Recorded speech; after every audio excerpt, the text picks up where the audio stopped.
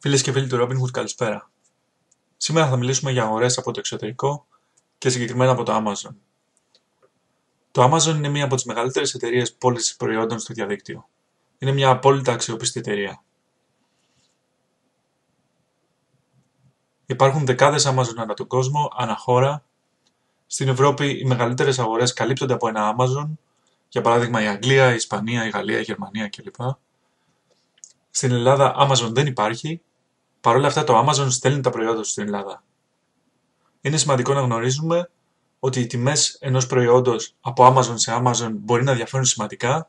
Για παράδειγμα, το ίδιο προϊόν στη Γερμανία μπορεί να έχει μια πολύ χαμηλότερη τιμή από το ίδιο προϊόν στην Ισπανία. Καθώς επίσης και το ότι όταν γίνουμε μέλη σε ένα Amazon, γινόμαστε αυτόματα και σε όλα τα υπόλοιπα. Επίσης, συνήθως μας συμφέρει να κάνουμε τις αγορές μας από την Ευρώπη, από την Ευρωπαϊκή Ένωση, καθώς τα προϊόντα δεν περνάνε από τελωνείο, δεν εμπίπτουν δασμοί, δεν έχουμε επιπλέον χρεώσεις. Πάμε λοιπόν να κάνουμε μια αγορά προϊόντος. Βρισκόμαστε όπως βλέπετε στο robinhood.gr και έχουμε μπει με Google Chrome. Κατεβαίνοντας βρίσκουμε ένα προϊόν το οποίο έχουμε τραβήξει από το Amazon. Είναι το Fallout. Είναι απλώς ένα παράδειγμα. Η τιμή του είναι τυχαία. Έτσι. Και κάνουμε λοιπόν κλικ στο κουμπί αγόρασέ το πάνω στο τοξότη. Βλέπουμε λοιπόν ότι μεταφερθήκαμε στο Amazon το οποίο μας παρέχει το προϊόν αυτό. Είναι το αγγλικό Amazon, αυτό το βλέπουμε από την κατάληξή του. amazon.co.uk είναι το αγγλικό Amazon.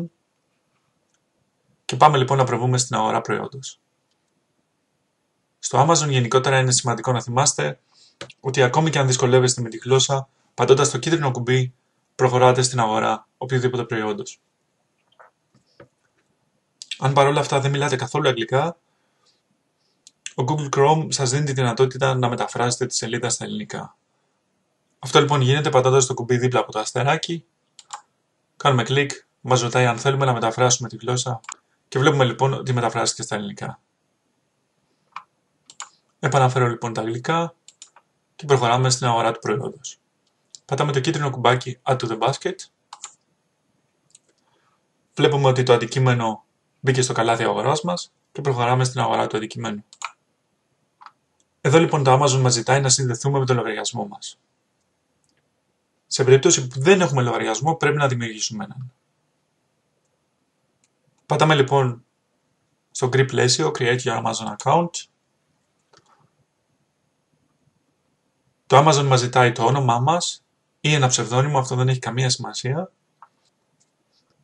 Το email μας, αυτό πρέπει να είναι το αληθινό μας email καθώς η εταιρεία θα μας στείλει μήνυμα επιβεβαίωσης.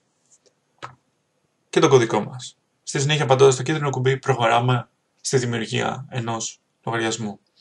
Εγώ έχω λογαριασμό, γι' αυτό λοιπόν θα πάμε να κάνουμε sign in, δηλαδή να συνδεθούμε. Δίνω το email μου και το κωδικό μου.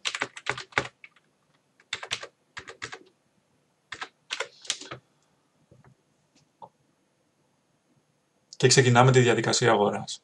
Βλέπουμε λοιπόν εδώ, υπάρχουν συγκεκριμένα βήματα, είμαστε στο δεύτερο, στο οποίο δίνουμε τη διεύθυνσή μας. Εγώ διεύθυνση έχω και με το κίτρινο πλαίσιο διαλέγω τη διεύθυνση στην οποία θέλω να μου σταλεί το αντικείμενο. Σε περίπτωση που δεν έχετε δώσει κάποια διεύθυνση, πρέπει να δώσετε το όνομά σας, τη διεύθυνση, την πόλη, τη χώρα, τον ταχυδρομικό κώδικα ή εναλλακτικά τη διεύθυνση του ταχυδρομείου που θέλετε να σταλεί το πακέτο.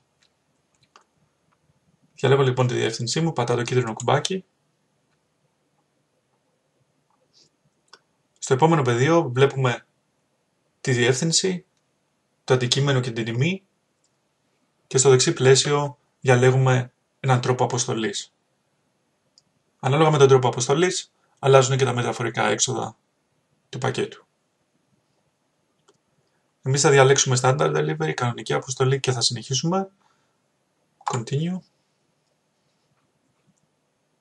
Στο πρώτο τελευταίο πεδίο μας ζητάει το Amazon να διαλέξουμε τρόπο πληρωμής. Είναι σημαντικό να θυμάστε ότι στο Amazon μπορούμε να πληρώσουμε με χρεωστική ή πιστωτική κάρτα. Με PayPal δεν μπορούμε να πληρώσουμε. Το Amazon δεν δέχεται PayPal. Εγώ όπως βλέπετε έχω ήδη μια κάρτα μέσα. Σε περίπτωση που δεν έχετε πατάτε στο μπλε κουμπί Add a card και δίνετε τα στοιχεία της κάρτας σας. Το όνομα, τον αριθμό της κάρτας την ημερομηνία λήξης και πατάτε στο κίτρινο πλαίσιο για να αποθηκεύσετε την κάρτα σας. Όταν λοιπόν διαλέξετε τον τρόπο πληρωμής σας, πατάτε Continue, ελέγχετε μια τελευταία φορά αν τα στοιχεία είναι όλα σωστά και αγοράζετε το προϊόν. Αυτά λοιπόν από μένα, ελπίζω να σας έκανα τη ζωή λίγο πιο εύκολη. Για τυχόν σχόλια, παρατηρήσεις ή προτάσεις μπορείτε να μας στείλετε μήνυμα στο contact@robinhood.gr ή αλλιώς να αφήσετε ένα σχόλιο κάτω από το βίντεο στο YouTube. Καλή σας μέρα.